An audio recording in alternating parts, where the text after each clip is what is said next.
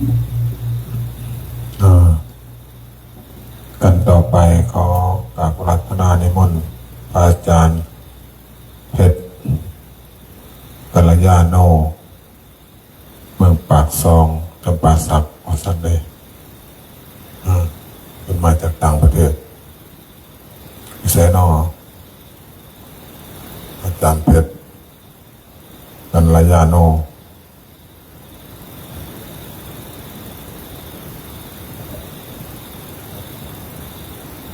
เป็นพบปะกับญาติโยมเจ้าน้องบัวเนาะฟังเทศน์ฉลองงานกฐินสื่อดินเข้าวัดแล้วกันฟังเทศน์สอดแจงโอ้ยเอาบุญ2 ต่อ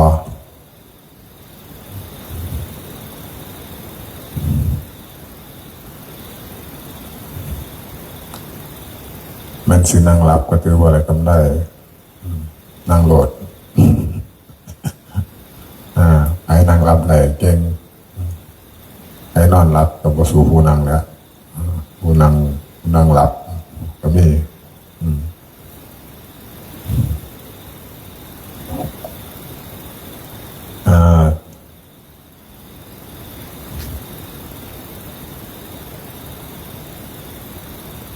เตรียมแล้วไปออกได้ครูบาอาจารย์ขึ้นเทศน์ฟังธรรมะจากอาจารย์เพชรเมืองปากซองจำปาสักเพิ่นมาบอกวัดมาก็เลยประกาศวัดบ่ได้เพิ่นไปชี้แจงแนะนำเราเอาเอง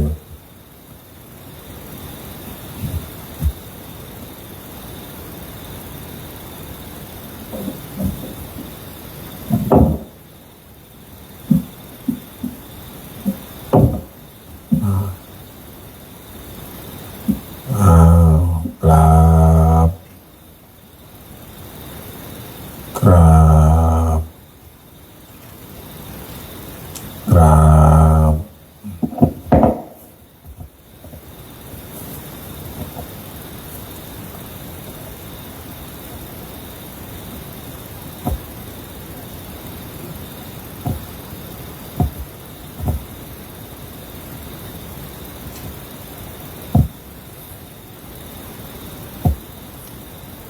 นะโมตัสสะภะคะวะโตอะระหะโตสัมมาสัมพุทธัสสะ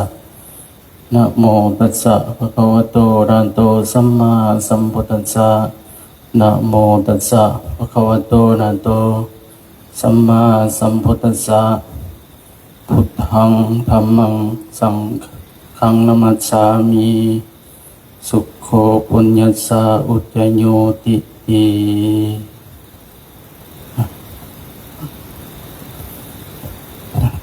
โอกาสนำพระเมตตาอาจารย์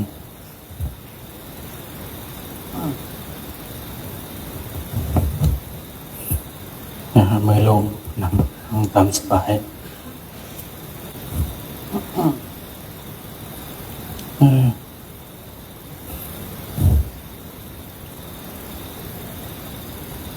นี่ออกบ้านน้องบัวเนาะ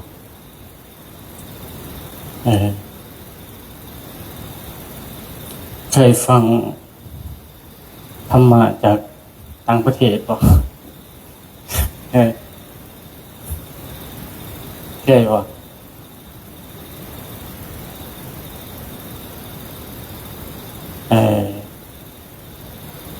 ต่างประเทศยุโรปเนาะ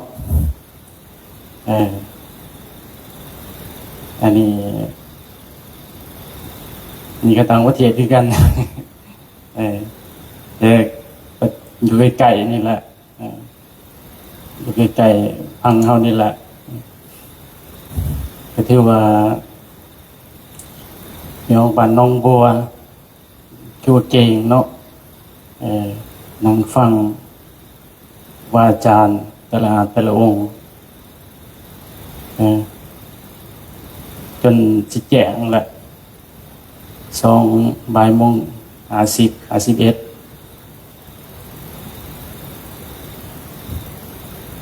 อีกบุดลก็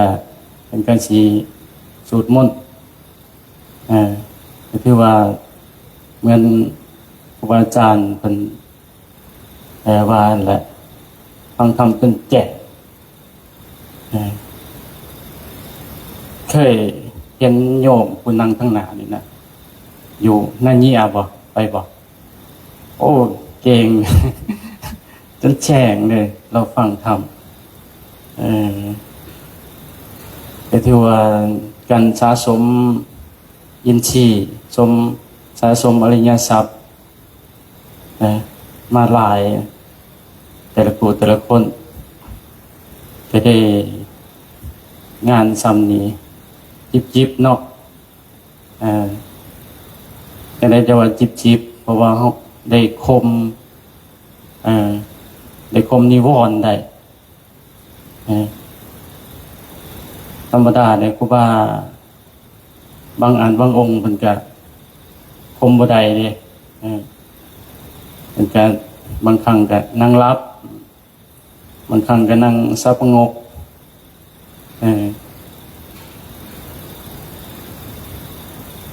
แต่ญาติโยมก็บ่ธรรมดาเก่งโอ้เก่งอะไรนะฟังเป็นสอดแจงได้ก็คือว่านานุโมทนาบุญนำแต่บางครั้งครูบาเองกันคมบ่ได้คือกันแต่ก็อาศัยแบบเวลามันนิวรณ์พวกสินามิทะสินะมันขอบงำสินะก็จำเป็นต้องมื่นตาใช้แสงไฟหรือว่าไปล้างหน้าท่านมันแก่บ่ไว้ก็คิดโยกไม่ออกให้คิดคิดบ่ออกมันเบ้อๆเนาะคิดบ่ออกคิดบ่ออกอาการคิดบ่ออกอาการที่บ่มีความคิดบ่มีความปรุงแต่งอย่างนี้เนาะแสดงว่าสติมันเพ่งในอารมณ์ใดอารมณ์หนึ่งมันเด่นนี่เนาะก็ถือว่านาอนุโมทนานาดีใจนำสาบานน้องบัวงานกฐินแล้วก็งานยังอีกงานถวายที่ดินเนาะ2 งานบุญ2 สอนด้วยแต่ครูบาก็หล่อน้ำครูบาอาจารย์เป็นมาแต่หลายวัดมาแต่วัดต่างๆสายพ่อแม่ครูบาอาจารย์เป็นก็พาไปได้บ่สู่เห็นหมอลำเหลืองหรือว่าลำสิงงานกฐินจังซี่นะมันตรงกันข้ามกับแถวอันนั้นพังนั่นนะกันว่าเป็นพังนั่นแหละกันว่างานกฐินงานจังซี่นี่โอ้ยจังมันบ่จักลำเหลืองวงดนตรีบ่จักบ่อีเตาบ่จักการพนันส่วนรวมกันว่าส่วนรวมเอาไปยมุกนะเต็มอยู่หั่นแหละแต่จังว่ามาสมเทียบเบิ่งทั้งนั้นเลยก็ทั้งนี้ก็ได้ว่ามันสิได้บุญอยู่ไสเนาะคือเหมือนครูบาอาจารย์เป็นเทศนั่นแหละเอิ้นว่าหาบสร้างซาแม่เอาเป็นบ่หาบสร้างซาแมวโตบุญมันซ้ำแมวโตบาปมันอบายมุขกันซ้ำสร้างจังว่ามีความแตกต่างกันหลายเขตเพราะว่าเขตฟังนั้นนะหาวัดป่ามันยากซ้ำรุ่นครูบานี่ก็ซ้ำรุ่นบุกเบิกกันว่าซ้ำตัวอย่างคือครูบาอาจารย์เป็นซ้ำ20 กว่าพรรษานี่นะ26 พรรษารุ่นท็อปแหละซ้ำนั่นนะเป็นพระเถระแหละบ่คือรุ่นพ่อแม่ครูบาอาจารย์พังนี่นะ30 พรรษานี่ก็ยังขึ้นว่ากลางๆแล้วนะเห็นพ่อแม่ครูบาอาจารย์ก็เลยว่ารุ่นครูบาเองหรือว่ารุ่น แม่ครูบาอาจารย์ฟังนั้นมันก็อาจจะเป็นรุ่นบุกเบิกเป็นจังว่ามีวัดป่าหลายมีวัดป่าหน่อย วัดป่าหลายทั้งพีนะ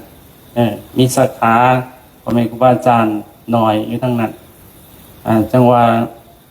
ครูบาก็โชคดี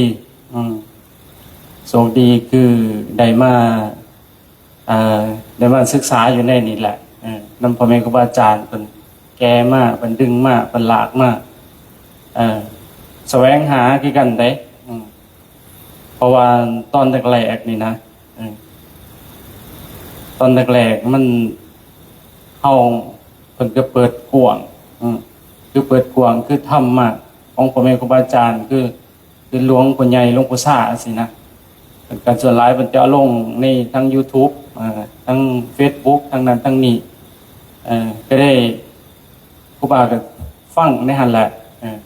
ฟังแล้วก็จังฮู้จักชื่อเพิ่นน่ะเมื่อฮู้จักชื่อเพิ่นแล้วก็ตามหาซั่นนะตามหาว่าอยู่ลาวมีบ่สาขาเพิ่นอยู่ฝั่งนี้มีบ่พ่อแม่ครูบาอาจารย์แบบนี้นะที่ว่าปฏิบัติออกจากทุกข์ปฏิบัติออกจากสิ่งเหล่านี้นะก็ได้มาศึกษานะเพราะว่าเฮาคือครูบานี่มันทุกข์แห้งนะมันทุกข์แห้งก็สิได้ปวดนี่นะเพราะว่าคันเฮาคือเพิ่นว่าแหละคันเฮาบ่เห็นทุกข์แล้วมันก็เพิ่นไปเพิ่นตามโลกตามสังคมเขานั่นแหละอุปไมยเหมือนสิว่าความทุกข์นี่มันเปรียบเหมือนเวลานักวิ่งนักแล่นนั่นนะแล่นไปมันเมื่อยอีหลีเนี่ยมันล็อก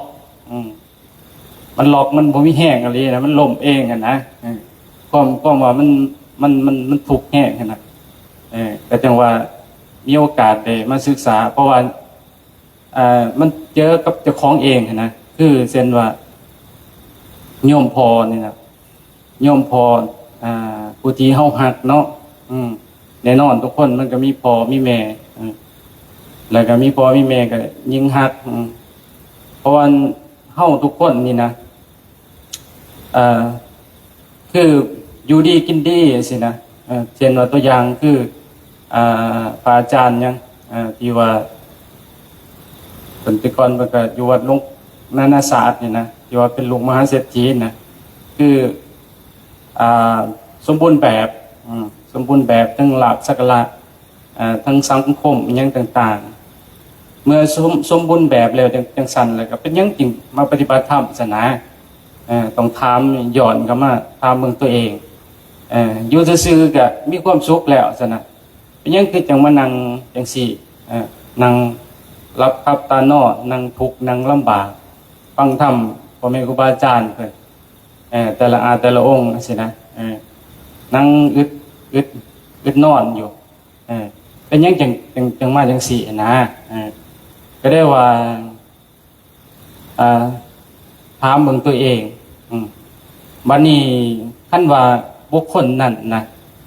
คันว่าเขาสมบูรณ์แบบแล้วมันสิมีแนวใดแนวหนึ่งดอกเทียดให้เฮามันบ่สมบูรณ์แบบนะคือหยังคือความทุกข์เนาะเป็นไงเนาะตัวนี้แหละสมบูรณ์แบบทั้งโลก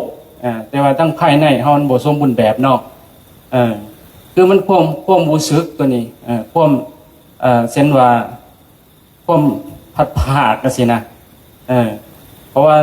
ตัวอย่างก็คือโยมพ่อครูบานี่ครูบาดูแลเราใกล้ชิดแบบฮักเราแถวว่าหั่นน่ะวันนี้เราก็เป็นโรคทับกระดูกทับเส้นแน่กระเพาะแน่หลายสิ่งหลายอย่างปัวหลายปีทุ่มเทใส่เพื่อจะให้เราหายหั่นนะไปหาปัวอยู่บนนั้นบนนี้ไปทุกบ่องทุกบอนสุดท้ายเราก็ตายต่อหน้าต่อตานะตั้งตายต่อหน้าเฮาที่เฮาดูแลเรานะเห็นอาการที่ว่าเราตายเนาะคนตายนี่มันจะสังเกตเบิ่งดินน้ำไฟลมสินะมันจะกลับคืนดินน้ำไฟลมตอนเกิดนั้นมันจะมีดินน้ำไฟลมเวลาตายนี่ ล่มไฟดินนำดินสินะมันจะกลับกันเนาะมันบอกลมถ้าล่มนี่มันจะออกก่อนเมื่อเราออกก่อนนั่นสันมันก็ก่อนขึ้นมาในบนหัวใจเรานะมันเสียงดังแล้วกึกเลยนะตอนรู้สึกว่ามันกึกกันหัวใจห่อเนี่ยอยากเก็บแทนนะผมเป็นลูกนี่นะตั้งแต่นั้นก็กึกแล้วก็เบิดเลยนะเบิดแล้วก็โตมันก็ความไฟมันก็เบิดไปมันไปอุ่นสุดท้ายก็เย็นไปโตแข็งสนะจังว่าเมื่อเป็นจังสันอะไรก็ได้ว่าโอ้ยมึงมาถูกกินกับบ่ได้นอนกับบ่หลับคิดเหาะคิดถึงนะก็ได้ทำใจหยาทำใจหยาหลังจากเอาไปเผาศพไปจูดไปยังไรกะยังคือหอดอยู่จะได้น้อจังสีอันนี้มาบันนี้พอดีมาฟังธรรมหลวงปู่ซ่านี่ที่ว่ามันธรรมะที่มีชื่อว่ายังมันไม่แน่นะมันมีอันหนึ่งแล้วก็ทางคนทุกข์นะอยู่ใน YouTube ดอกทางคนทุกข์ก็ได้เริ่มศึกษาธรรมะเลยฟังไปตอนแรกก็บอกเข้าใจดอกบอกเข้าใจฟังก็ฟังหลายหลอกฟังหลายแล้วว่ามันมีบุญวาสนาต่อญาติโยมบ่จังได๋มาจังได๋มานั่งเว้าอยู่นี่นะคือเพิ่นว่าเฮาคันเฮาบ่มีบุญวาสนาต่อกันนี่มันก็บ่มีโอกาสได้เจอกันเนาะเพิ่นว่าทุกสิ่งทุกอย่างมันบ่แม่นเรื่องบังเอิญคือเหมือนพระพุทธเจ้าเพิ่นว่าอันที่หนึ่งกรรมก็บ่สามารถแก้ไขให้กันได้เนาะเห็นบ่กระทำให้กันได้แก้ไขให้กันได้แล้วก็บ่สามารถช่วยกันได้สินะบัดนี้ปัญญาสินะก็บ่สามารถให้กันได้ต้องศึกษาต้องพัฒนาเอาเองแม่นบ่บัดนี้ความชีวิไลของธรรมะสินะเช่นว่าจิตใจเฮาหรือว่าสติปัญญาของเฮาสิเนี่ยความหูของเฮาสิเฮาสิเข้าถึงธรรมะระดับสติปัญญาเฮามันสิอยู่ในบัวระดับได้เนาะเช่นว่าบัวยังอยู่ในต้มบัวยังอยู่กลางน้ำแล้วก็ในนาน้ำแล้วก็ในพ้นน้ำสินะแล้วก็บ่สามารถเฮ็ดแทนกันได้แม่นบ่แล้วก็ความบังเอิญที่การเฮามาเจอกันน่ะสิก็มันก็บ่แม่นเรื่องบังเอิญแม่นบ่ก็ได้ว่าแสดงว่าเฮาก็ยังมีบุญอยู่เด้คือตอนอันนี้ดอกตอนนั่งก็ได้ว่ามีโอกาสมีโอกาสได้มาหาญาติโยมมาเว้ามาว่าสินะเป็นย้อนความทุกข์เนี่ยต่างคนต่างมีความทุกข์นี่แหละญาติโยมก็มีความทุกข์เนาะครูบาเองก็มีความทุกข์จังซี่แหละจังว่าก็ได้ตัดสินใจฟังธรรมเลยตอนนั้นฟังธรรมบัดนี้มีโอกาสก็พอดีเห็นมีพระองค์หนึ่งนะเพิ่นเดินธุดงค์เดินธุดงค์สายอาจารย์จรัญนะอนังคโนนี่แหละเพิ่นก็ไปโพสต์ผูกมันนะไปโพสต์ผูกเพราะว่าเห็นสีผ้านี่โอ้แม่นละดิว่าเห็นสีผ้านี่แหละว่าสีต่างหมู่ได้กูว่าอยากสีก็กัดนี่เข้มๆเนี่ยแต่จังว่าอยากปฏิบัติเข้มๆประวันซ้ายพ่อแม่ครูบาอาจารย์ใส่วัดบ้านวันยังปัจจุบันใส่สีเหลืองสีนั่นสีส้มเนาะแต่ว่าอันนี้แตกต่างผ้าลาวกับสิมีองค์เดียวในประจักษ์สิใส่สีนี่นะก็ได้ว่าใส่สีเข้มๆเอ้ามันยังไกลๆคือว่าปฏิบัติมันจังเข้มๆซะนะหลังจากนั้นก็เห็นเพิ่นก็ศรัทธาเลยศรัทธาก็ติดต่อหาเพิ่นเลยโทรถามในเฟซเลยครูบาอยู่บ้านได้อาจารย์อยู่บ้านได้อาจารย์จังได้บวชจังได้ขน้อยสนใจอยากบวชเนี่ยอยากบวชแห้งเลยตอนนั้นวันเห็นผ่านะก็ได้มาหาเราหลังจากมาหาเพิ่นก็มาติดต่อนำเพิ่นกันเราก็ว่าแลนหนังสือจากแผนกภายในทั้งคารวะนะแลนละเอียดก็จังมา มาขอ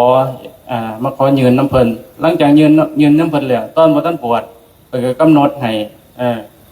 ก็ไปลองปฏิบัติเองเพิ่นว่าคุณเด้อขึ้นผู้ข้างวัดนะมันจะเป็นเมืองปากเซ่มันก็มีผู้เนี่ยเกินว่าผู้ยังผู้ประเจียงผู้อันนี้นะเคยไปบ่เมืองปากเซ่มันจะมีออมแอมเมืองปากเซ่นี่ผู้ปะโลผู้ประเจียงแล้วก็ผู้ทำพ่วงอย่างนี้นะไกลๆรอบๆนั่นนะเพราะว่าตัวเมืองปากเซ่มันอยู่ในหอมในใจกลางของผู้นะแล้วก็ตั้งทางก็มีสายแม่น้ำโขงไหลนะไหลลงมาตะเวียงพุ่นแหละสอดไปหาเขมรเลยสินะอันนี้แหละจะได้ไปลองปฏิบัติไปอยู่ผู้เดียวโอ้ยอยู่ผู้เดียวก็ยากขนาดเฮาบ่เคยอยู่ผู้เดียวเนาะย่านสารพัดนะย่านบัดนี้ก็ลงย่างจมก้มเบิ่งย่างจมก้มนั่นแบบสิว่าจะได้เนาะแบบเฮาสติเฮามันบ่ดีนะมันบ่ทันความคิดนะความคิดมันปรุงแต่งมันเห็นต้นไม้นี่มันอยากเตะได้ไหมครับมันอยู่ซื่อๆน่ะมันปรุงแต่งพระพุทธรูปมันยังขึ้นมาเนี่ยมันปรุงแต่งมันปรุงแต่งเห็นพระพุทธรูปลอยอยู่ในอากาศเนี่ยนะหรือว่าเนี่ยมันอยากทำลายมันอยากโดดเตะนะเพราะมันนาแลนาดำนาเหลืองมันฉีดนะมันเป็นอะไรยังแหละมันจิตใจมันบ่ดีบอกง่ายซะก็ได้ลงมาอยู่ใดคืนหนึ่ง2 คืนนี่แหละไปอยู่ผู้เดียวอยู่ผู้บางทีกำลังออกอันนั้นนะก็ฮอดมือบวชก็เป็นกระบวชให้บวชเป็นนาครูมี2 องค์บวชนำกันหลังจากบวชแล้วก็เป็นถามเป็นว่ามีวัดป่าอยู่บนได้ไม่ไปปฏิบัตินะก็ได้เป็นก็ว่ามีอยู่เขตเมืองปักซองนี่แหละบนครูบาอยู่ปัจจุบันเพราะว่าอาจารย์ของอาจารย์นี่เพิ่นก็อยู่หลวงพ่อกันหาเนี่ยนะเคยได้ยินบ่หลวงพ่อกันหาที่ว่าเป็นร้านหลวงปู่ซ่านี่แหละอยู่โคราชวัดป่าธรรมะวัดป่ายังทรัพย์ทวีอีกอย่างเดียวแต่เป็นการศึกษาอยู่หันแต่เป็นก็ไปเผยแผ่อยู่พังล่าวซะนะอาจารย์ของครูบานี่นะก็ได้ไปศึกษาอยู่น้ำเราก็ปฏิบัตินะแล้วก็สอนทุกสิ่งทุกอย่างสอนเรื่องศีลเรื่องนั้นเรื่องนี้เรื่องการเรื่องว่าเสกิญวัตรอาจริยวัตรอย่างต่างๆเฮียนนะศึกษาแล้วก็เฮียนย่างจงกรมย่างจงกรมนี่ย่างนี่ว่าอันนั้นบางครั้งในช่วงกลางพรรษานี่นะนิสสิกเนี่ยทดสอบเนี่ยปฏิบัติบ้างว่าใช้สีเข็มก็ให้มันปฏิบัติเข็มเนาะสมถะมีเจ้าของผู้เดียวเฮ็ดบ่เคยเฮ็ดในส่วนกลางภาษานี่บ่นอนนั่นนะแม่กันว่าภาษาน่ะว่าเนสสิกบ่ล้างแต่พื้นนะกันนอนในท่ารับสินะก็คือเนสสิกเฮ็ดไปผ่านไปเดือนหนึ่งได้เดือนปลายหลังนี่มันก็สิแตกแม่มันเจ็บนะเพราะว่าเฮาบ่เคยนอนเฮาบ่เคยเอาลังแต่พื้นนะได้49 วันไข้ขึ้น มันกระดูกมันสิหักมันสิแตกทิ่มเนาะมันก็ได้ไข้ขึ้นว่าโอ้ปฏิบัติเข่งเกินไปบ่จักตามอาจารย์ก็แล้วแต่แล้วอ่ะคันอยากกลับมานอนก็แล้วแต่ว่าก็บ่ได้เว้าว่าสิเอาจนตลอดอันนั้นออกพรรษานะแต่ว่าปฏิบัติไปเรื่อยๆคือสิบ่ผิดสัจจะปานใดดอกนะก็ได้ย่อมในส่วนที่ปฏิบัตินั่นองค์อื่นน่ะเขาก็คือนอนเบิดมีแต่เจ้าของย่างจงกรมผู้เดียวย่างผู้เดียวมีแต่เอาเมียงใหม่สิแล้วเป็นหมู่เพราะว่าต้องย่างตลอดสอดแจ้งเด้แต่ละมื้อนะย่างแต่ละมื้อย่างไปตลอดสอดแจ้งย่างไปย่างแล้วก็บางครั้งก็มานั่ง นั่งก็นั่งรับหน้อยหนึงซะนะกลางเว้นก็เอาอีกบ่นอนเด้บ่นอนเลยตลอดกลางเว้นกลางคืนโอ้มันเห็นความทุกข์สินะทั้งทุกข์กายทั้งทุกข์ใจสารพัดทุกข์ทุกข์มันก็วนก็ว่ายมันเวลาสติมันเริ่มดีขึ้นมันเห็นความคิดเนาะมันเริ่มแล้วได้วันนี้มันคิดเรื่องอดีตคิดสารพัดคิดเรื่องครอบครัวคิดเรื่องนั้นคิดเรื่องนี้มันอะไรนะมีแต่ว่าเอาอีหยังถูกกระสังมีแต่สิย่างอย่างเดียวย่างไป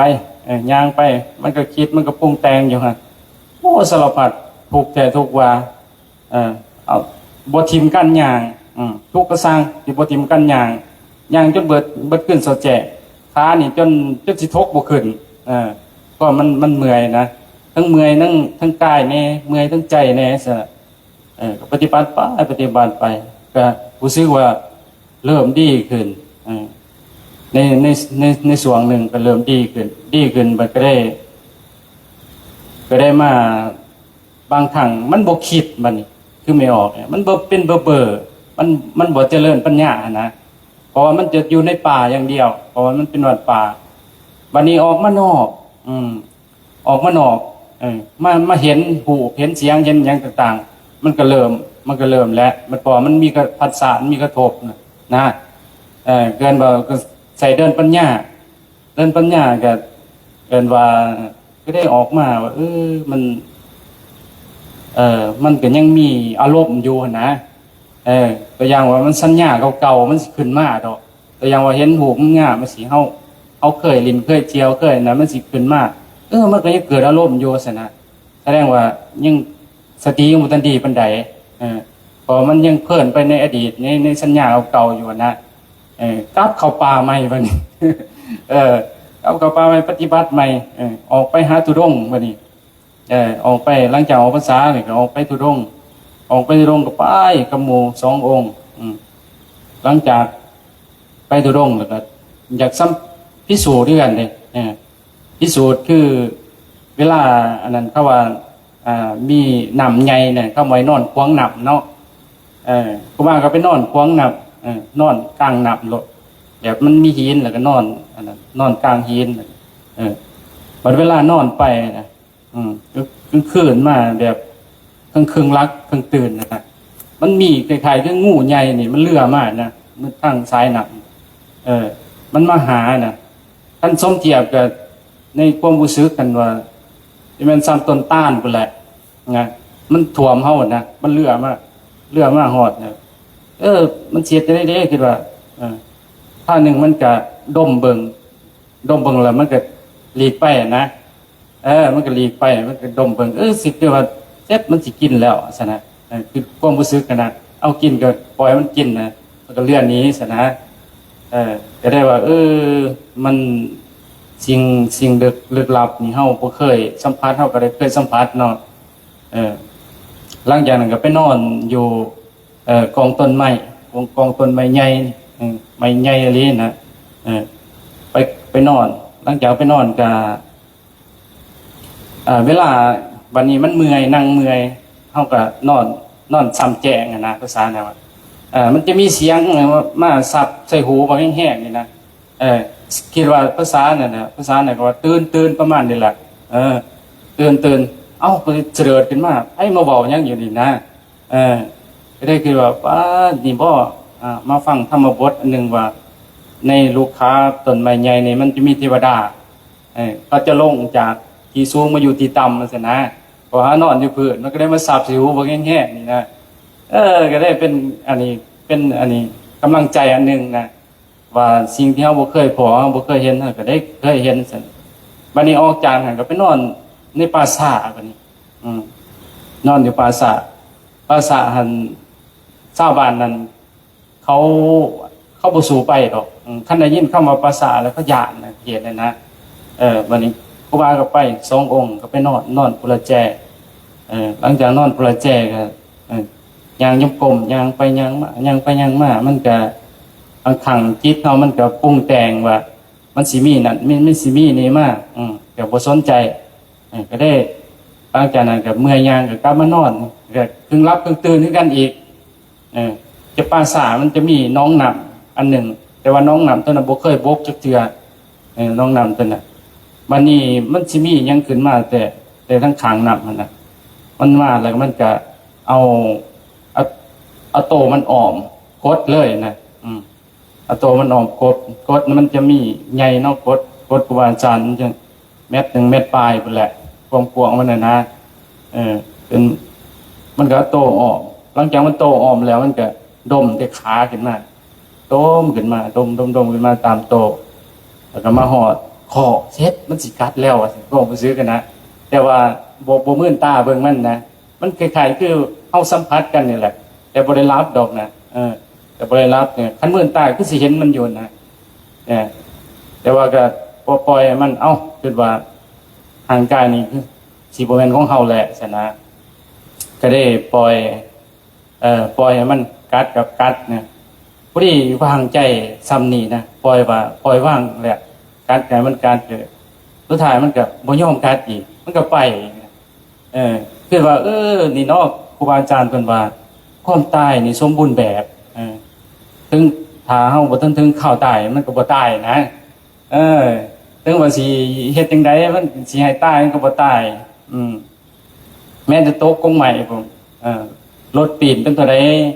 พลิกก็ยังบ่ตายนะประสบการณ์นะครูบาเคยเห็นรถปีนมาเป็นตัวใดพักก็ยังบ่ตายแล้วก็ตกบ่สูงนี่ลงมาก็ยังบ่ตายนะจังว่า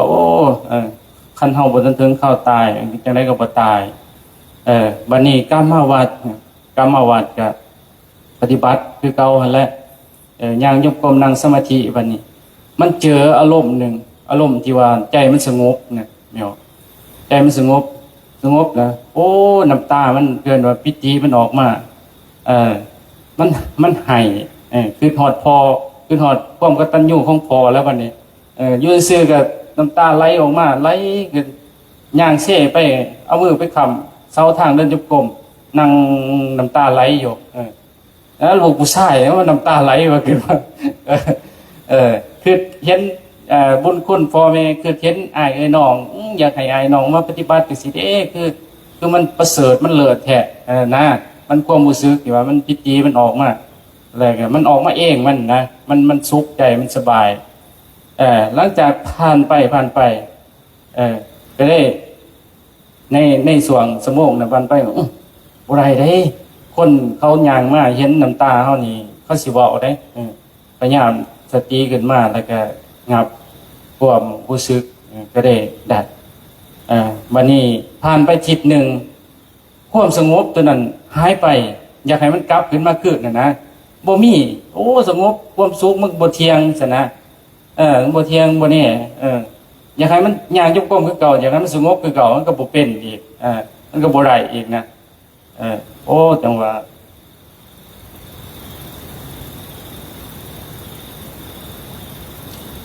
ว่าการปฏิบัตินี่สมมุติพระพุทธเจ้าเพิ่นว่ามันเป็นปัจจตังเนาะเป็นบ่มันหูเฉพาะตนเหมือนเฮากินข้าว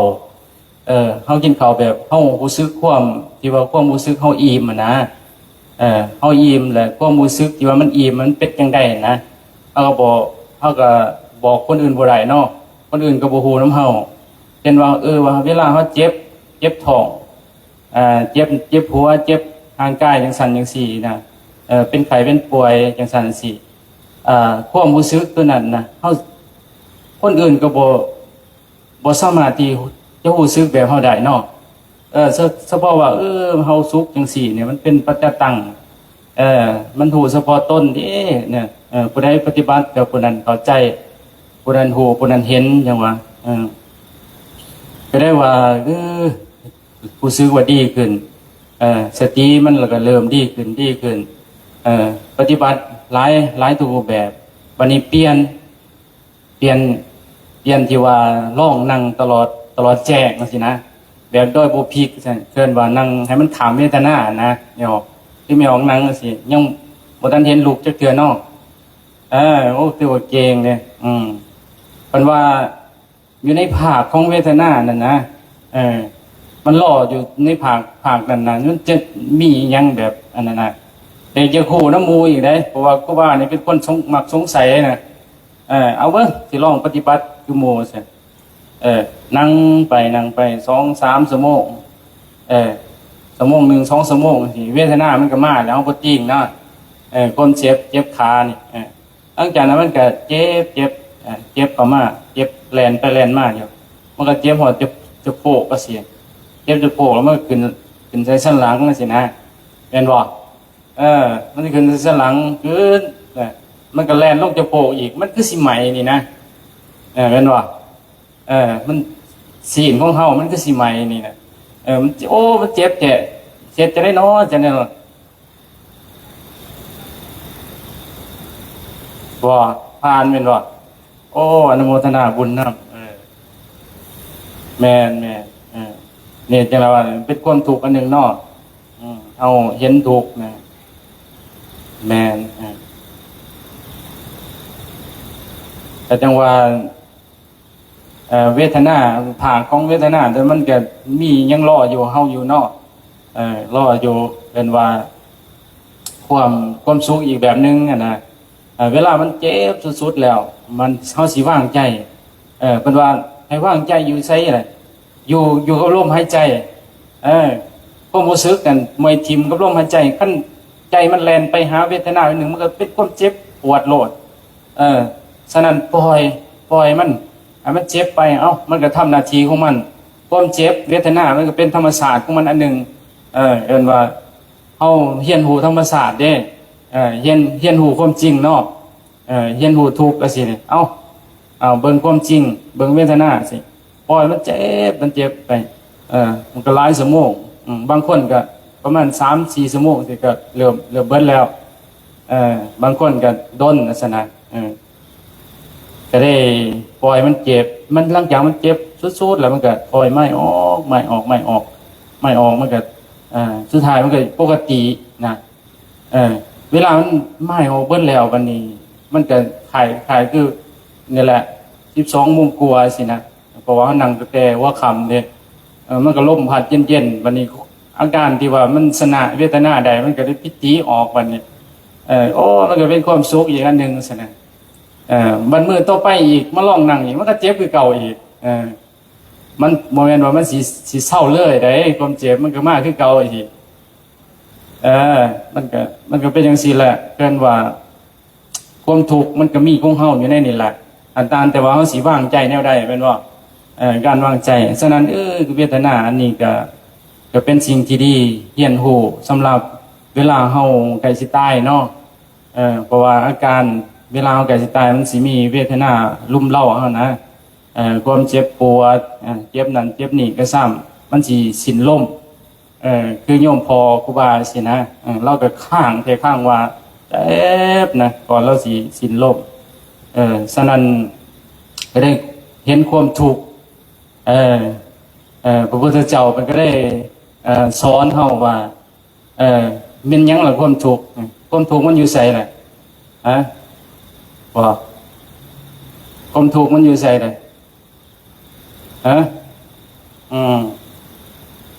ความทุกข์มันอยู่ในห่างกายกับใจเนาะเกินว่าอยู่ในอายตนะอยู่ในอายตนะนี่แหละอยู่ในตาเนาะอยู่ในหูตาลิ้นดังกายใจอายตนะภายในแต่ก็อายตนะภายนอกนี่แหละมันอยู่ในนี่แหละความทุกข์นั่นนะเพราะว่ามันมาจากอำนาจของตัณหามันมาจากย่างใจเป็นว่าตัณหามันจะมีกามฉันทะแล้วก็ความพอใจและความไม่พอใจสินะตัวนี้แหละมันมีตามันก็เพลินไปเป็นบอกมีตามันก็เรียนว่านั่นทีราคะสร้างกตามันก็เพลินไปความเพลินมันเสียดแนวถูกนะมีตาปั๊บนี่แน่นอนเวลามันเห็นแล้วมันตื่นปัญญาเลยมันก็แย่มันก็ปรุงแต่งเป็นบอกความปรุงแต่งนี่อะไรก็มันก็ยึดติดศาสนายึดติดคือครูบาเองเนี่ยยึดติดว่าอันนี้ต้องเป็นของข่อยคือโยมพอใช่นะคือเป็นพอข่อยแล้วก็ยึดติดว่าบ่ใต้ใช่นะยึดติดก็ได้ ยึดเราหั่นแหละบอกง่ายก็คือยึดเมื่อยึดเราก็ได้ทุกข์ไงความทุกข์นี่มันก็ได้ขับแค้นใจมันก็ได้เศร้าใจมันก็ได้เฮ็ดให้เราตกนรกนะตกนรกแล้วกินบ่ได้นอนบ่หลับนะอยู่ซื่อนะอยู่ซื่อก็ตกนรกที่จริงแล้วมันเป็นเรื่องของเรานะเฮาก็เลยมายึดว่าเป็นของเฮานะความทุกข์มันก็มันอยู่ของเฮาสิย้อนหยังย้อนมันมีตาเนาะย้อนมีตามันเห็นอาการของความทุกข์ของเราซั่นความทุกข์มันอยู่ที่ตาฉะนั้นก็ได้ว่าเมื่อมันมีตาแล้วก็ได้เห็นให้มันเห็นให้เกิดปัญญาแน่เป็นบ่โยมมีตาก็เพื่อให้เกิดปัญญาสิมีหูมีอายตนะภายนอกก็ให้เกิดปัญญาเกิดปัญญายังเบิ่งให้มันเป็นสินะเบิ่งให้มันเป็นจังได๋เบิ่งแล้วก็พิจารณาลงสู่ไตรลักษณ์เนาะเป็นบ่มันเป็นมันเป็นทุกข์นะบ่เที่ยงบ่แน่แล้วก็บ่มีตัวตนน่ะสินะลองพิจารณาเบิ่งบัดนี้มาพิจารณาเบิ่งว่าคือตอนนี้ก็บ่มีเราแล้วเนาะเอาสิไปยึดเราอีหยังมันก็เป็นเรื่องของเรามันก็เป็นเรื่องกฎธรรมชาติพระพุทธเจ้าก็ยังเว้าไว้ว่าเกิดแก่เจ็บตายนะเป็นบ่ความพันผ่านซะฉะนั้นก็ได้เข้าใจเริ่มเข้าใจแล้วก็เลยว่างได้ว่างได้ก็ได้ถือเป็นธรรมดานะเห็นอีหยังก็ให้มันเป็นธรรมดาสินะเห็นทุกคนน่ะสินี่ก็เป็นธรรมดาเดี๋ยวมื้ออื่นนี่ก็สิเป็นเรื่องธรรมดาคือสิบ่มีคนอยู่ในศาลาแม่นบ่มีแต่ครูบาอาจารย์เพิ่นที่ทำเอิ้นว่าเป็นปกติของเพิ่นแหละปกติกลับมาไหว้พระสวดมนต์ทำขอวัดเป็นปกติบ่ได้ญาติโยมก็สิกลับมาเฮือนเมื่อบ้านเมื่อเฮือนก็เป็นธรรมดาเนาะอันนี้แหละเพิ่นว่าเกิดขึ้นตั้งอยู่ก็คือตั้งอยู่ก็มานั่งฟังธรรมจังซี่ตั้งอยู่แล้วก็ดับไปซั่นน่ะบัดนี้ตั้งอยู่ดับไปแท้แล้วบัดนี้คือสิบ่มีไผอยู่ในโลกแม่นบ่ครูบาลองเป็นหมอดูหมอเดาก็ได้ว่าทุกคนมานั่งในศาลานี่ต้องตายแม่นบ่ 100% แม่นบ่บ่มีผู้ใดดอกแม่นบ่ก็เลยว่าโอ้สิลองเป็นดูหมอเดามันเม็ดมันก็ว่าทุกคนอยู่ในศาลานี่ก็ต้องตายซั่นน่ะฉะนั้นก็เลยว่าเมื่อทุกคนสิตายจังซี่เฮาก็สิตายคนอื่นก็สิตายเฮาก็สิยึดเขาหยังแม่นบ่เฮามีแต่มาอาศัยซึ่งกันและกันทำคุณงามความดีสิคือเว้าเบื้องต้นนะว่าทุกสิ่งอย่างมันก็บ่มีเหตุและปัจจัยเฮามาเจอกันก็เพื่อสร้างบารมีนำกันเนาะสร้างอริยทรัพย์นำกัน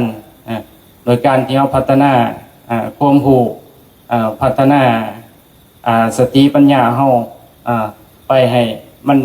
ให้จิตใจมันปล่อยวางได้แม่นบ่ให้ใจดีใจสบายให้เห็นอีหยังให้มันเบิ่งไว้เบิ่งออกไว้เพราะว่าความทุกข์มันอยู่ในตาสินะแม่นบ่ความทุกข์มันอยู่ในตาเด้แม่นตาเห็นใจก็เป็นทุกข์เพราะว่าเกินอารมณ์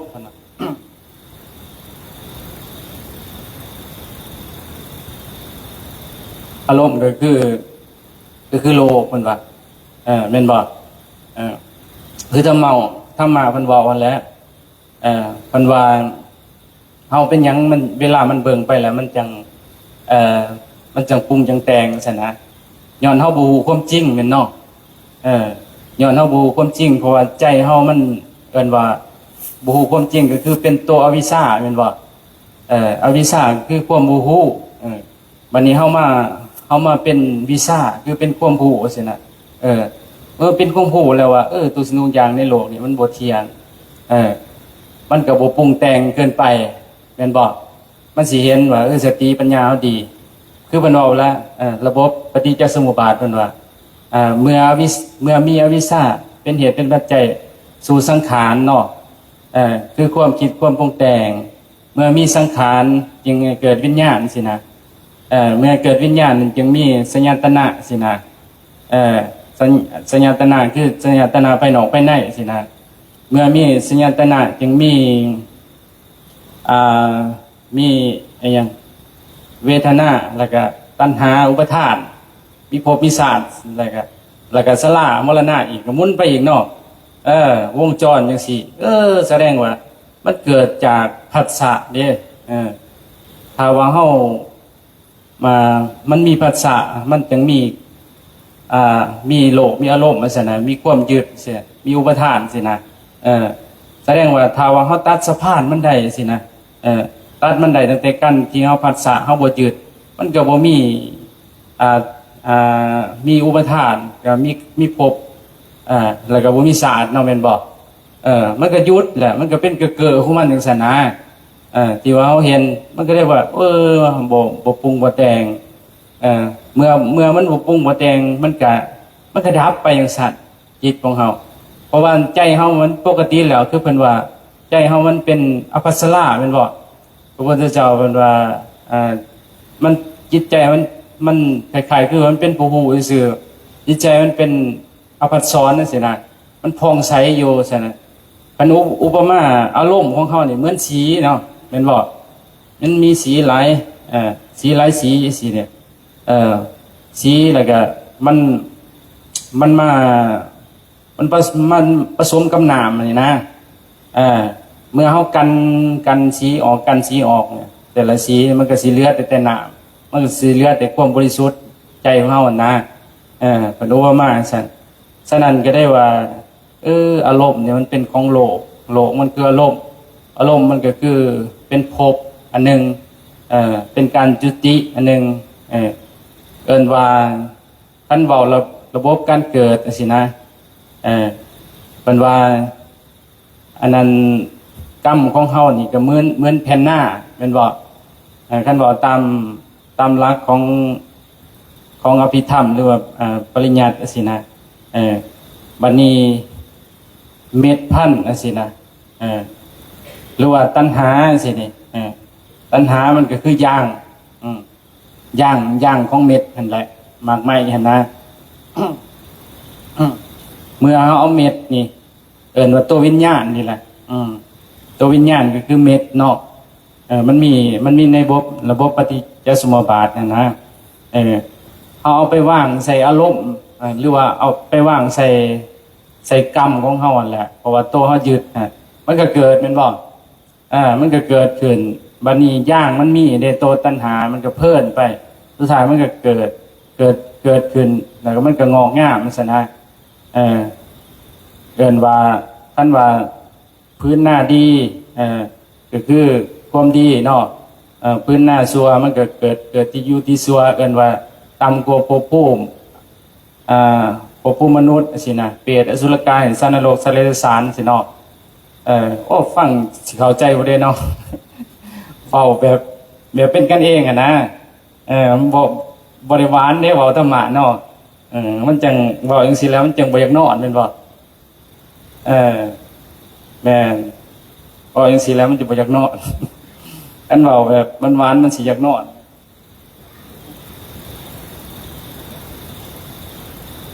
จังซี่ล่ะเอิ้นว่าฟังไปก็ซ้ำเพิ่นลั่นละครั้งเนาะ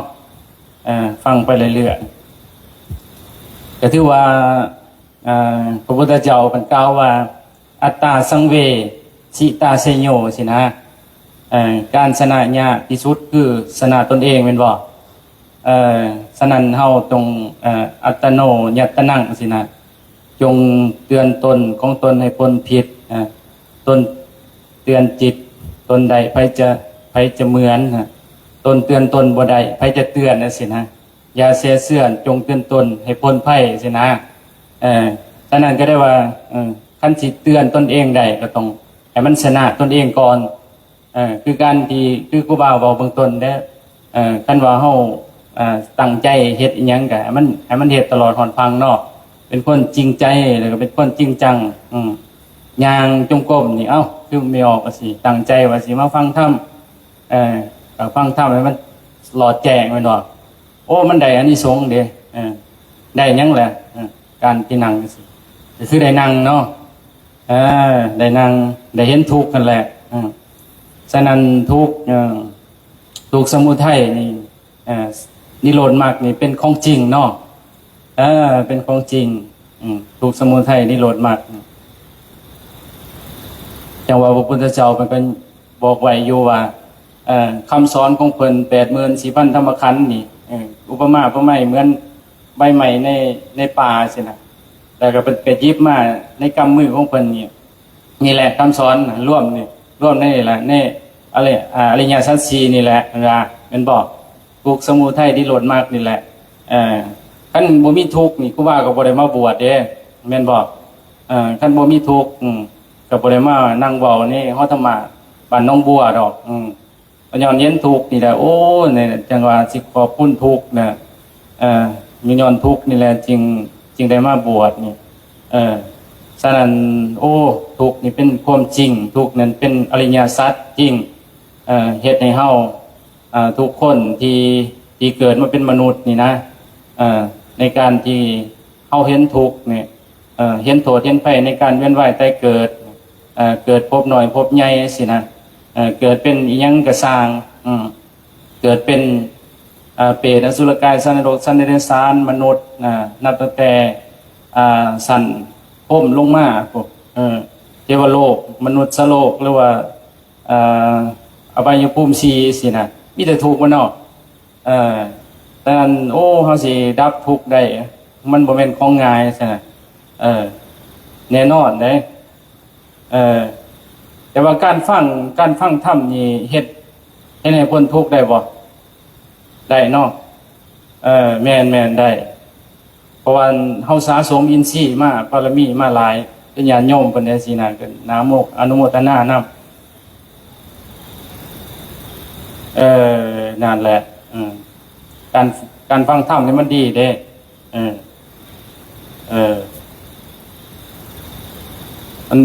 มันฟุดขึ้นมาเองนะเนาะนั่นแหละเห็นถูกแหละฉะนั้นผู้มีปัญญาคือพระปัญจวัคคีย์ทั้ง5เด้เพิ่นฟังธรรมซื่อๆเด้เพิ่นยังได้บรรลุแม่นบ่ฟังธรรมแต่ธรรมจักรกับอนันตลกนสูตรนะสองกันนั่นน่ะเพิ่นก็ยังได้บรรลุนะเป็นพระอรหันต์เด้การทำอิฐนี่ชื่ออัญญากนทัญญะบ่ได้โสดาบันก่อนน่ะนะอัญญากนทัญญะผู้ละน้อเด้เฮาสูตรนะต่อมาก็จังเพิ่นแสดงอนันตลกนสูตรคือครูบาอาจารย์ประเทศแล้วฮู้ก็บ่เที่ยงแม่นบ่วิญญาณบ่เที่ยงสังขารบ่เที่ยงทุกสิ่งอย่างมันบ่เที่ยงแสดงว่าฮู้ก็บ่เที่ยงก็มันอยู่ไสล่ะอยู่ในโตของเฮาแม่นบ่แล้วก็วิญญาณแล้วก็สังขารเวทนาแล้วก็สัญญาแล้วก็อยู่ในตัวเฮาอีกแม่นบ่บ่ได้อยู่นำคนอื่นเด้บ่ได้อยู่นำเฒ่ากอเฒ่าขอโยมขอตู่ขอตู่กอบ่ได้อยู่นำผู้อื่นเด้อยู่นำเฮานี่แหละ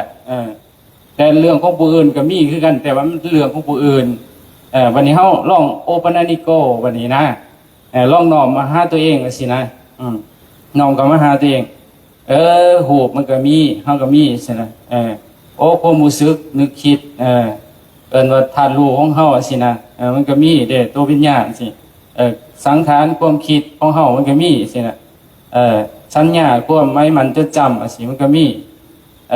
แล้วก็เวทนารู้สึกสุขทุกข์เฉยๆอยู่สิมันก็มีนะในตัวของเฮาเป็นว่าธาตุ4ขันธ์5นะแม่นบ่มันว่าวันนี้อนันตลกนสูตรเพิ่นว่ามันบ่เที่ยงเด้สิ่งดังกล่าวลองพิจารณาเบิ่งบ่มีมันบ่เที่ยงมันบ่มีตัวตนแล้วก็เป็นทุกขังอนิจจังอนัตตานะบ่เที่ยงเกิดขึ้นตั้งอยู่ดับไปทุกสิ่งทุกอย่างนี้ห่างไกลแสดงว่ามันบ่มีหยังเด้แสดงว่ามันแต่มีแต่ใจล้วนๆเนาะ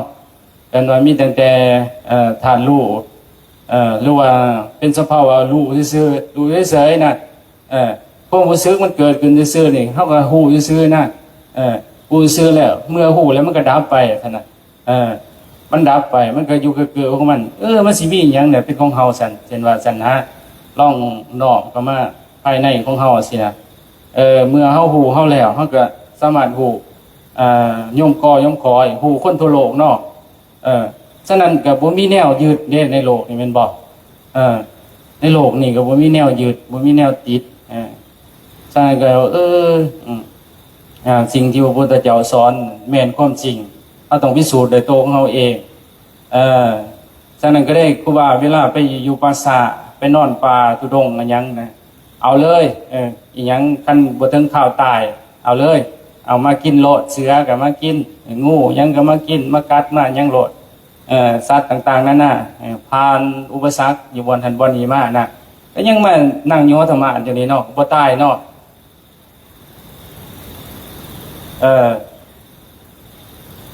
ก็แสดงว่า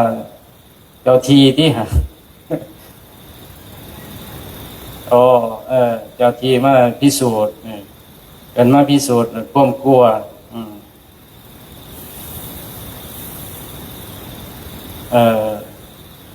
แสดงว่าสติมันเฮายังดีอยู่เด้เฮาบ่ตื่นนะกันว่าบ่ตื่นแล้วก็เฮาบ่มีอุปทานคือบางคนนะเห็นงามใหม่ก็ว่างูเนาะไปเหยียบมันนะเย็นเต้นกระดงกระเดงเนาะย่านนะเฮาเรียกว่าอุปทานอุปทานสัญญาเด้สัญญาว่า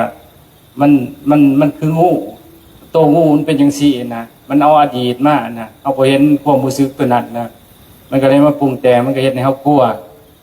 เพราะว่าความกลัวมันเอิ้นว่ามันเป็นอัตตาตนตึงมันหักโตมันเดมันจะตายนะ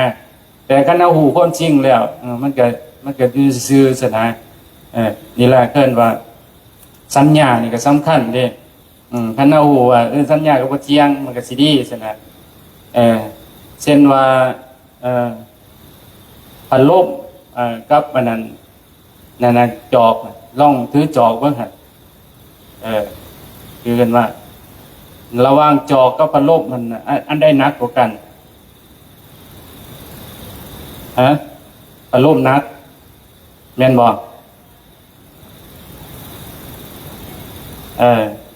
พัดลมหนักมันก็แสดงว่าเฮาคิดแต่ก่อนว่าเคยฮู้ว่าพัดลมหนักมันเป็นสัญญาแต่ว่าความจริงหั่นในมือเฮานี่จอกมันเบาเห็นบ่แต่จริงแล้วจอกมันหนักกว่าเพราะว่าเฮาบ่ได้ย่อพัดลมเด้เฮาย่อจอก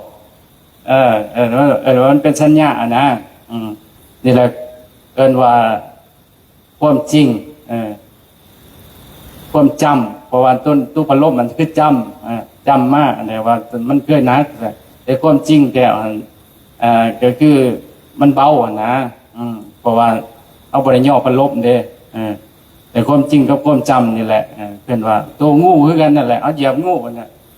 มันจำมามันว่าคิดว่าเป็นตัวงูมันก็ระยานซะนะนี่แหละ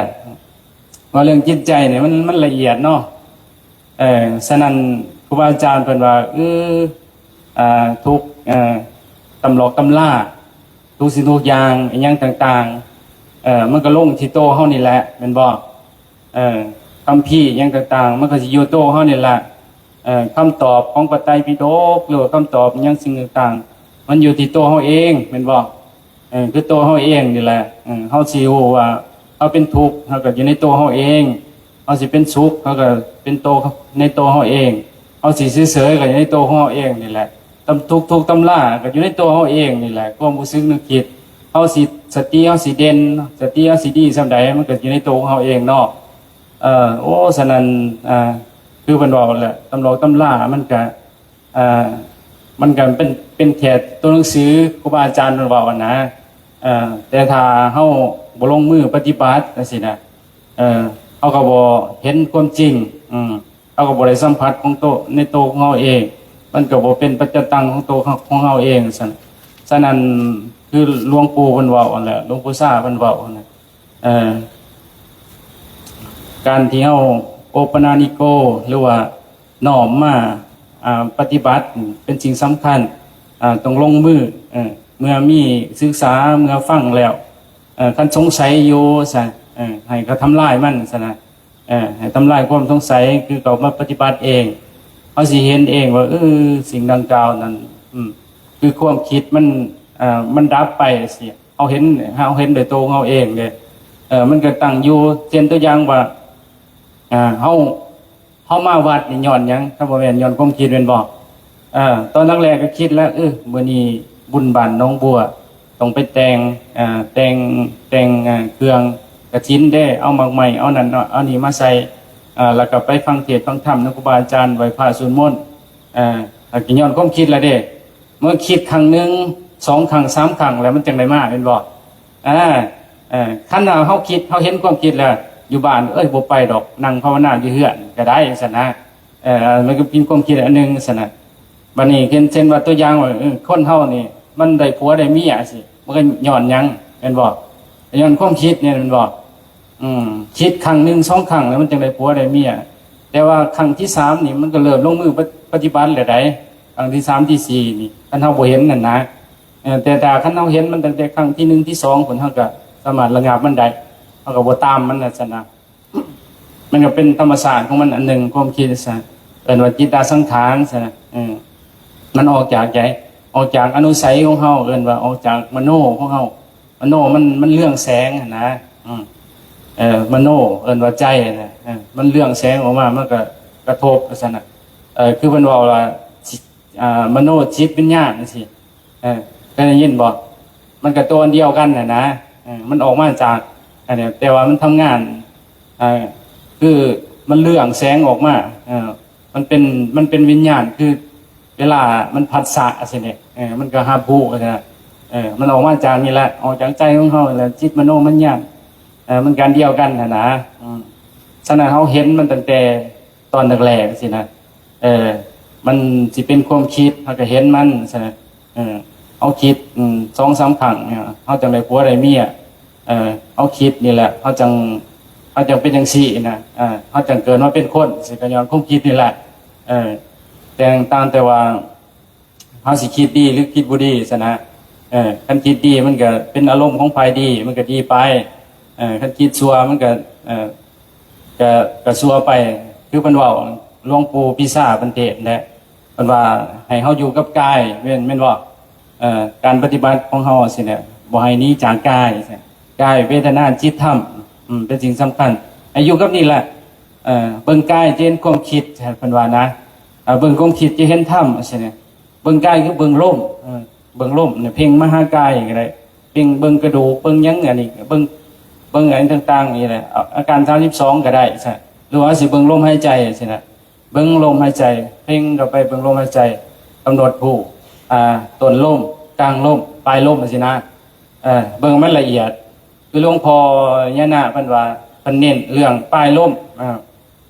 เวลาเอาเบิ่งน่ะดูดเข้าไปแล้วปลายลมให้มันรู้สึกกับมันเด่นน่ะสติมันสิดีขึ้นหลวงพ่อยะนะอันน่ะหลวงพ่อฝรั่งเด้พอมันเคยไปวัดครูบาเนี่ยครูบาก็นวดให้เพิ่นเด้เพิ่นก็เว้าอธิบายฟังนะเพิ่นสอนเนี่ยครูบานวดให้เพิ่นเพิ่นว่าเบิ่งปลายลมก็ได้มาสังเกตเบิ่งก็คือของเพิ่นได้แต่ครูบาก็ธรรมดานี่แหละเบิ่งตลอดนะเบิ่งให้มันเป็นอุโตเบิ่งให้มันเป็นมันเป็นสัญญาให้มันจำให้มันเบิ่งเองมันหั่นน่ะคือบางองค์มันก็เบิ่งจนอะไรล่ะจนออกข้นบางองค์นะแต่ครูบาเบิ่งนี่จนคิ้วบ่แม่นหยังดอกมันใหม่นะมันใหม่ทั้งข้างในจนคิ้วออกมาคือว่ายังข้างในมันใหม่มันใหม่ข้างในคิ้วมันบ่แม่นคิ้วเฮาบ่ได้อาบน้ำแล้วมันคิ้วแบบไผใหม่นี่นะมันคิ้วมาทางดังนะมันเบิ่งปานนั้นน่ะเอาเบิ่งย่างจงกรมก็เบิ่งเบิ่งแต่ย่างจงกรมเนี่ยเฮาสิเบิ่งพวกพุทธสายโทสินะพุทโธท่านเฮามานั่งเฮาก็มาเบิ่งเนี่ยเบิ่งไปเรื่อยๆมันสิเอิ้นว่าสติมันสิดีขึ้นอุปมาบ่เหมือนเอาพิมพ์คีย์บอร์ดคอมนี่แหละเอาตีครั้งนึงเฮาก็ได้ตัวหนังสือครั้งนึงแม่นบ่ถ้าตี2ครั้งเฮาก็ได้ตัวหนังสือตัวที่2ซะเอาตีไปเรื่อยๆเฮาเบิ่งไปเรื่อยๆเฮารู้สึกครั้งนึงจังซี่เฮาก็ได้สติไปครั้งนึงเนี่ยคือรู้สึกโตเนาะภาษาอันนั้นว่าเรียกว่าสติก็ระลึกรู้มันแหละสัมปชัญญะก้มรู้มือขี้นั่นแหละก้มรู้เฮาเบิ่งเฮาก็จะได้ความรู้สึกโต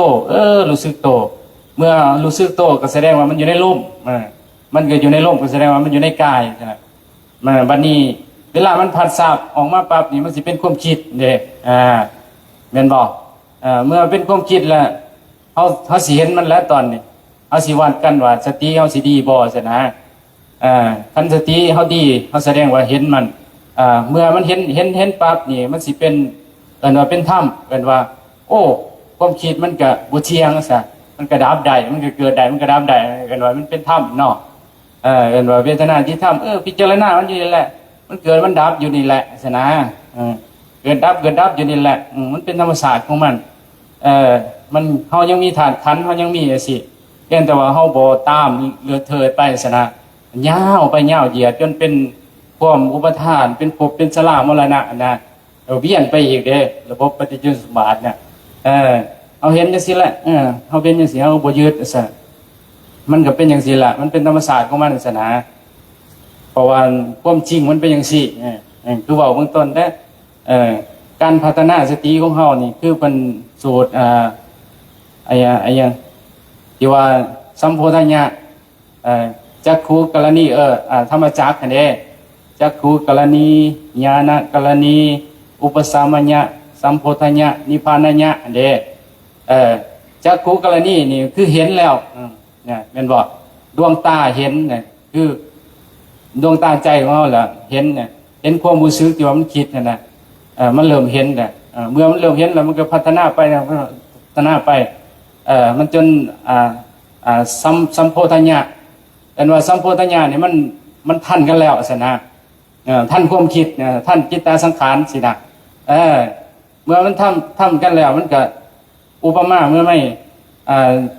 ตัวจิตของเฮาฐานรู้ของเฮานี่มันอุปมาเหมือนตอนแรกๆมันก็คือรถตอกแม่นบ่ตัวความคิดนี่แต่ก่อนนี่มันคือรถวิโก้สิตอกกับวิโก้จะได้มันไวกว่ากันแม่นบ่ลองมันแล่นแข่งกันว่าหั่นสนะผสมเทียดนะแล่นแข่งกันสิแล่นไปแล่นมาแล่นไปแล่นมาสิแน่นอนบัดนี้เฮามาอัปเกรดตอกขึ้นบัดนี้เป็นเทอร์โบสินะหรือว่าเปลี่ยนตอกเป็นฟอร์ดเป็นหยังเป็นที่ว่าโฟวินจังซี่นะมันก็สิแข่งกันมันทันกันจังซี่นะผสมเทียบนะมันเห็นแล้วเห็นแล้วมันเกิดมันดับอยู่เห็นแล้วมันทันกันแล้วสุดท้ายมันก็สามารถคุมความคิดได้คือเป็นนิพพานัญญะอันแหละโอ้มันความคิดเป็นจังซี่เด้มันเกิดขึ้นตั้งอยู่ดับไปสินะมันบ่เที่ยงกันว่าสังขารก็เป็นอนัตตาสังขารมันเป็นอนิจจังทุกขังอนัตตามันบ่เที่ยงซะนะโอ้นี่เนาะคำสอนของพระพุทธเจ้ามันอยู่นี่ซะนะอาสิโอขึ้นมาเองเด้แม่นบ่อาสิโอขึ้นมาเองเห็นความจริงจังซี่แหละโอ้มันเกิดขึ้นจังซี่นะนี่แหละเกินว่าเฮามีความรู้สึกโตสำคัญนะอยู่ในกายเวทนาจิตธรรมกายเวทนาจิตธรรมอยู่ในลมหายใจพึกอะไรเนี่ยพึกมันอยู่กับเต้งมันเป็นอุโตน่ะมันสิเบิ่งหยังมันสิคล่องแคล่วว่องไวดอกตาสติเฮาอัปเกรดดีเนาะสติเฮาอัปเกรดดีมันสิเห็นหยังมันพิจารณาของมันเองดอกมันสิพิจารณาลงเองของมันต้องสู่ไตรลักษณ์แล้วนะบ่เที่ยงบ่มีหยังมันก็เฉยๆซะใจมันก็บ่เล่ารอดนะใจมันก็บ่ฮ้อนห้นนะกามราคะที่เคยบีบคั้นอยู่เช่นว่าอนุสัยเก่าๆคนนั้นมันมีเด้แม่นบ่โอ้มันเห็นรูปมันปรุงแต่งถึงว่าร่างกายมันเฒ่าแก่อยู่แต่ว่าข้างในมันบ่ได้แก่นำเด้แม่นบ่ย่างใจของเฮานะอนุสัยเก่ามันก็ดองอยู่ในนะมันก็เกินว่ามันย่างใจมันก็เฮ็ดให้เฮาเวลามันภาษาแล้วมันก็ปรุงกระแตงมันก็โอ้ยมันก็ยังหนุ่มตลอดนะแต่ว่าร่างกายเฮาผมก็ยังเฒ่าบ่แล้วแต่ว่าใจก็คือยังเป็นเด็กน้อยอยู่ซั่นน่ะยังมักเด็กน้อยอยู่แม่นบ่ยังเพิ่นอยู่ยังจังซั่นจังซี่อยู่ซั่นน่ะหน่อยเฮาตามมันแล้วซั่นเพิ่นอุปมาประไม้เหมือนเฮาไปเบิ่งเครื่องของนี่แหละเฮาภาษาเฮาไปหานนี่เฮาไปเห็นสิ่งต่างๆกระเป๋าโทรศัพท์บ่หยังต่างๆนะเฮาเห็นปั๊บนี่มันก็อยากได้นะเรียนว่าตัณหาเนาะความอยากของเฮามันก็อยากได้มันก็ลงมือซื้อแหละเกิดว่าอุปทานเนี่ยนะมันก็ยึดกับติดแล้วเอามาแล้วเอามาครอบครองแล้วซะนะนี่ลองสังเกตเบิ่งสมเกียบเบิ่งฉะนั้นโอ้ของจังซี่นี่มันก็เป็นปัจจตังก็เกือบ3 โมงยังหาหน้าที่เนาะการที่เฮาชนะตนเองนี่โอ้มันสุดยอดเลย ชนะตนเองอัตตาสังเวสิโตไสโยใช่ไหมการชนะตนเองนี่ยากที่สุดเนาะฉะนั้นก่อนที่ก่อนเฮาสิดีก่อนเฮาสิเห็นโทษเห็นภัยในวัฏสงสารสิต้องฝึกและฝึกเองใครอยู่ดอกกันนั้นทั้งนี้พังนี้ครูบาอาจารย์เพิ่นปลูกจิตสำนึกมาหลายเนาะมาหลายปีเนี่ยคือ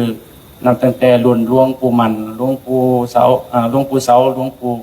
หลวงตามหาบัวหลวงปู่ซ่านะแต่ก็ว่าบ่ทันเกิดพุ่นจักเป็นได้หยังล่ะ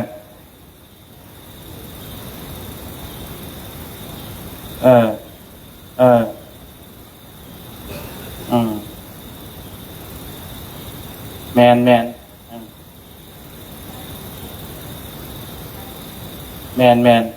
มันตื่นมันตื่นเดินว่ามันเป็นอัตโนมัติของมันน่ะสลายแมนมันจะนอนน้อยดอกพวกนี้มันว่ามันเด่นเองมันนอนน้อยแม้แต่ความฝันนี่นะบางครั้งมันเวลาเฮานอนนี่เวลามันเฮาสิฝันแบบส่งเสริมทางกายแต่มันก็เสด็จขึ้นมาเองนะมันบ่เอาน้ำซะมันบ่ลิ้นน้ำซะนะคือพอเขามีสติหน่อยนี่เวลาฝันไปมันก็ฝันไปจนพุ่นแหละจนสุดๆของมันนั่นแหละแต่ว่าถ้าว่าเฮามีสติดีนี่เฮานอนมันเสด็จเองมันก็เสด็จมาตื่นจะมีแห้งก็ดีหลายนานุโมทนานำก็สิแหละเกินว่า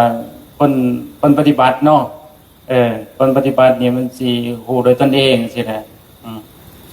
ฮู้ตนเองสัมผัสด้วยตนเองว่าธาตุรู้หรือว่าสติของเฮาเห็นตัวรู้ก็เองมันแม่นบ่เห็นตัวรู้ว่ามันเด่นกันไปกันมากันนี่กันอีหยังต่างๆมันเด่นมันสิปัญญามันสิเบิ่งยังทะลุปลดโปร่งเองมันแม่นพัฒนาไปเรื่อย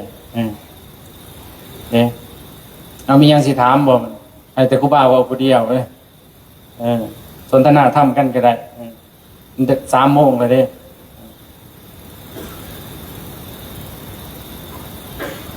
คันบ่มีก็สิเว้าผู้เดียวแล้วจนบ่ตีละครั้ง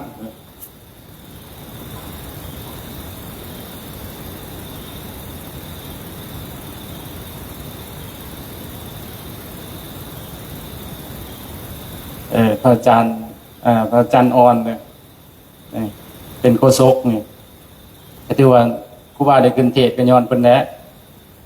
รู้จักกับเพิ่นเป็นครูบาอาจารย์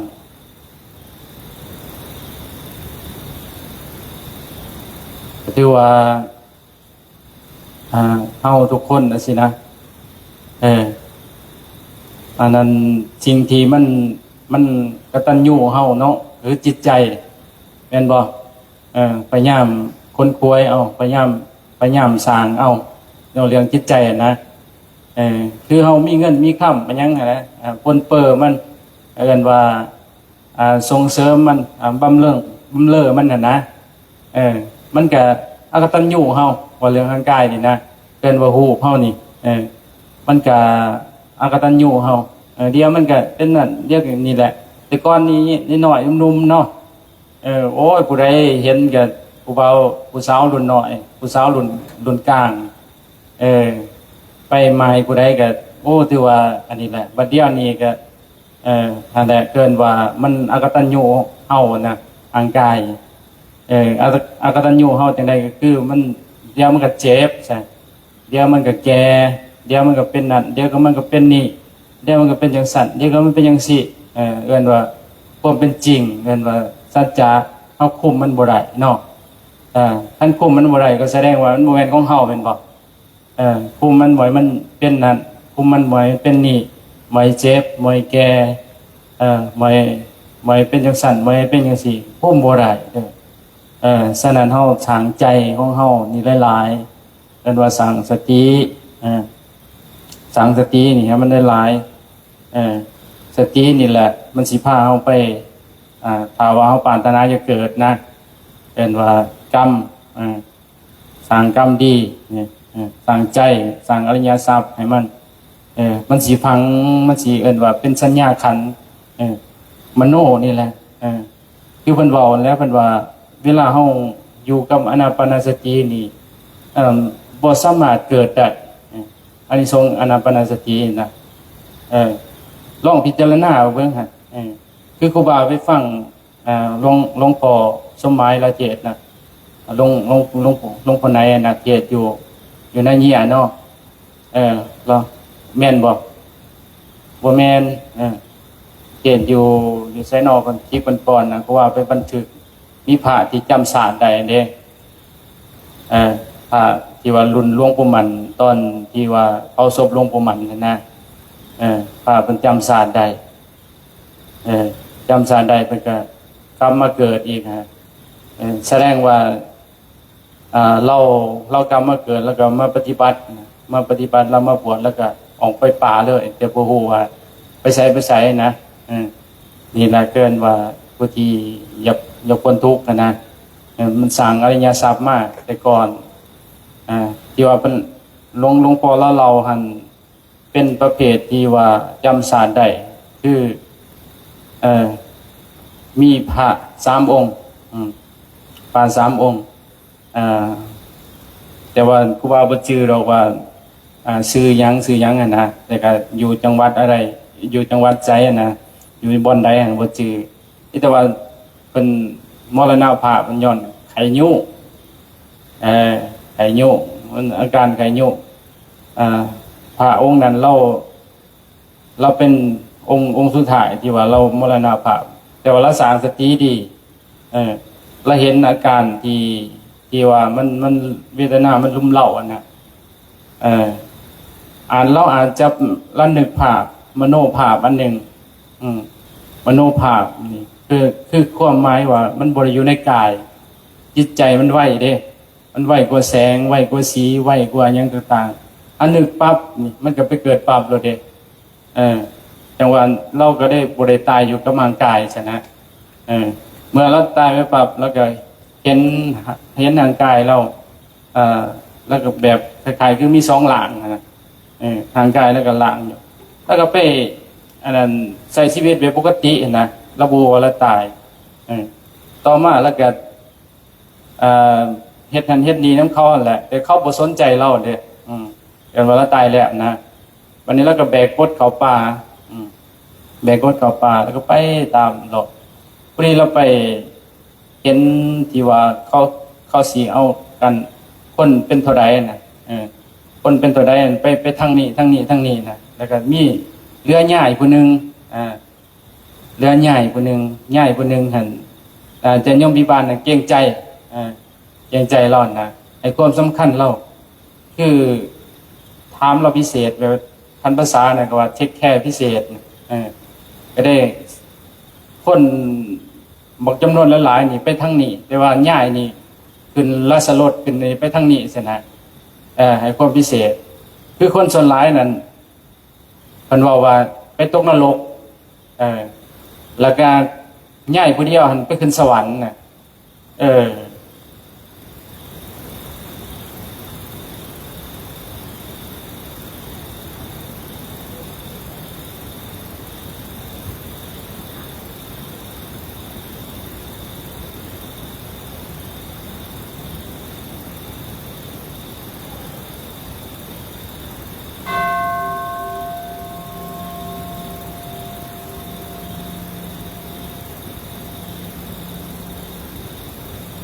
ปฏิสูตรหมดบอก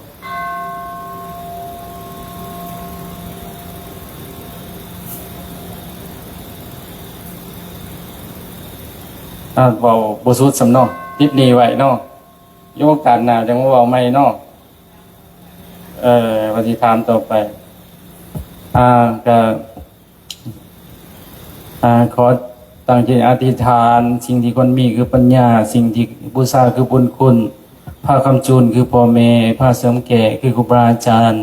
สิ่งเป็นม่านคือความสัวผ้ามัวคือความจาผ้าลำบากคือความเกียจคร้านใจเบิกบานคือบ่มีหนี้ใจคนปีคือใบยมกภายสุขคือธรรมะยังบ่เบิดภาระคือยังบ่ตายหรือวุ่นวายคือใดพระนิพพาน ขอนอบน้อมเอาคุณพุทธาจงสนาความขัดของขอนอบน้อมเอาคุณพระธรรมบันเทิงรองจงสนาโมสตุมานขอนอบน้อมเอาคุณพระอริยสงฆ์ขอให้ทุกท่านเป็นทุกสถานอันตรายใดๆก็จงแผ่วผ่านถึงมรรคผลนิพพานทุกตนทุกคนขอกราบถือ สาธุที่แสดงธรรมผ่านไปนะครับคือ ท่านพระอาจารย์เพชรนะครับกัลยาโนสัทธมิกจากฝั่งซ้ายนะ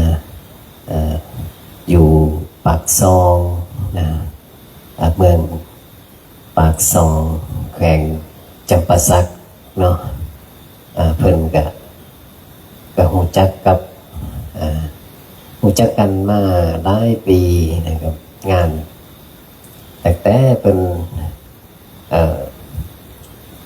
มาใหม่ๆเปิดใหม่ๆนะฮะแต่มาก็มีนะมีอันนี้กับทางฝั่งพุ่นหลายรูปก็นะมีอาจารย์ชัยอำนวยอาจารย์แก้วอาจารย์เพชรอาจารย์ยังหลายองค์นะรู้จักกันว่าจะเคยมีเป็นปีเป็นหนองกันถ้าคุณประจักษ์ศาสตร์ใดศาสตร์หนึ่งนะเขาตีละครั้งบ่ได้ให้นี้เด้อมันตีละครั้งให้ไปนอนเลยตีละครั้งลุกนี้ไปต่อไปนึงก็สิได้พาทำบัตรก่อนเนาะทำบัตรก่อนยืดเส้นยืดสายเปลี่ยนอิริยาบถนะจังคอยฟังธรรมะแล้วก็รุ่นอีกช่วงหนึ่งนะ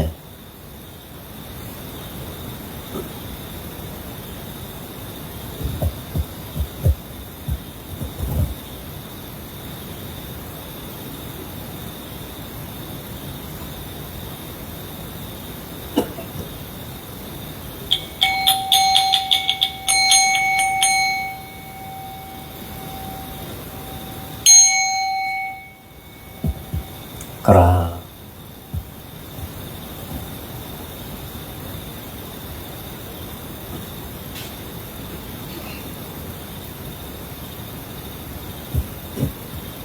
ขอโอกาสพ่อแม่ครูบาอาจารย์ครับโอโสภะคะวะอะระหังสัมมาสัมพุทโธพระผู้มีพระภาคเจ้านั้นพระองค์ใดเป็นพระอรหันต์ดับเพลิงกิเลสเพลิงทุกข์สิ้นเชิงตรัสรู้ชอบได้โดยพระองค์เองสวากขาโตเยนะภะคะวะตาธัมโมพระธรรมเป็นธรรมันพระผู้มีพระภาคเจ้าพระองค์ใดตรัสไว้ดีแล้วสุปฏิปันโนยัสสะภะคะวะโตสาวกสังโฆพระสงฆ์สาวกของพระผู้มีพระภาคเจ้าพระองค์ใดปฏิบัติดีแล้วตามมายังภะคะวันตังสะธัมมังสะสังฆังอิเมหิสการะหิยะถาระหังอโรปิเตหิอภิปูชยามาข้าพระเจ้าทั้งหลายขอบูชาอย่างยิ่งซึ่งพระผู้มีพระภาคเจ้าพระองค์นั้นพร้อมทั้งพระธรรมและพระสงฆ์ด้วยเครื่องสักการะทั้งหลายเหล่านี้อันยกขึ้นตามสมควรแล้วอย่างไร สาธุโนพันเตภควาสุจิราปารินิพุตโตปีข้าแต่พระองค์ผู้เจริญพระผู้มีพระภาคเจ้าแม้ปารินิพพานนานแล้วทรงสร้างคุณนันสำเร็จประโยชน์ไว้แก่ข้าพระเจ้าทั้งหลายปัจจิมมาชนะตามานะสาทรงมีพระหฤทัยอนุเคราะห์แก่พวกข้าพระเจ้าอันเป็นชนรุ่นหลังอิเมสการเรทุกตาปนาการภูเตปฏิคันหาตุขอพระผู้มีพระภาคเจ้าจงรับเครื่องสักการะอันเป็นบรรณาการของคนยากทั้งหลายเหล่านี้อัมหากังทีคารตังหิตายาสุขายาเพื่อประโยชน์และความสุขแก่ข้าพระเจ้าทั้งหลายตลอดกาลละนานเถิดอรหังสัมมาสัมพุทโธภควาพระผู้มีพระภาคเจ้าเป็นพระอรหันต์ดาบเพลิงกิเลสเพลิงทุกข์สิ้นเชิงตรัสรู้ชอบได้โดยพระองค์เองพุทธังภคะวันตังอภิวาเทมิข้าพระเจ้าอภิวาทพระผู้มีพระภาคเจ้าผู้รู้ผู้ตื่นผู้เบิกบาน